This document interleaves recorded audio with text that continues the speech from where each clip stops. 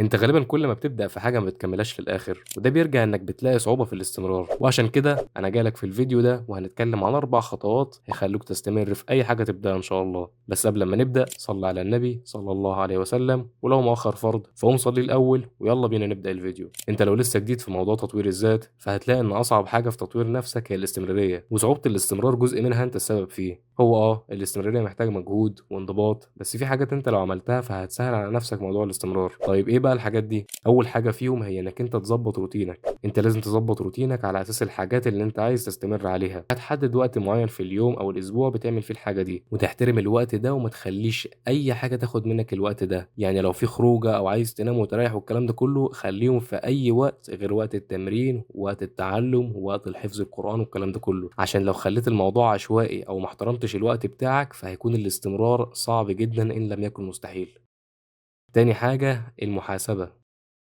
للأسف أغلبنا بينسى إن ربنا هيحاسبنا على وقتنا وصحتنا وفلوسنا، فوجود شخص يفكرك دايما بالموضوع ده هيساعدك جدا. فأنت هتعرف حد هدفك وهتخليه يسألك كل فترة عن هدفك ده. يعني مثلا هتروح لصاحبك وتقول له أنا عايز أوصل للوزن المعين ده خلال الفترة المعينة دي، وعايزك كل فترة تسألني عن وزني كام دلوقتي، وهل أنا منتظم على أكلي والتمرين ولا لأ. وده هيخلق عندك شعور بالمسؤولية فهيدفعك إنك تلتزم، وبرضه هيخلق عندك شعور بالعار جواك من إنك تقول لصاحبك إنك فشلت في تحقيق الحاجة دي أو فشلت في الاستمرار عليها. فإنك تخلي حد واقف على دماغك ويقرفك ويحسسك بالمسؤولية والعار والكسوف من نفسك هيولد عندك المشاعر الكافية اللي تدفعك إنك تستمر.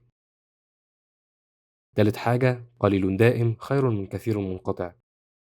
والجملة دي هي مثل متداول ولكن مش حديث نبوي، والحديث المشابه للمثل ده بيقول فيه رسول الله صلى الله عليه وسلم أحب الأعمال إلى الله أدومها وإن قل. وهي دي تالت حاجة، هي إنك لازم تركز على الاستمرار مش على الكمية. يعني ركز بس دلوقتي إنك تستمر حتى لو على شيء قليل جدا زي تمرين مرتين في الأسبوع أو إنك تحفظ سطر واحد بس من القرآن كل يوم. وطبعا هتحس إن الكمية دي قليلة، وهي دي بقى النقطة الرابعة، هي إنك هتزود الكميات ببطء شديد.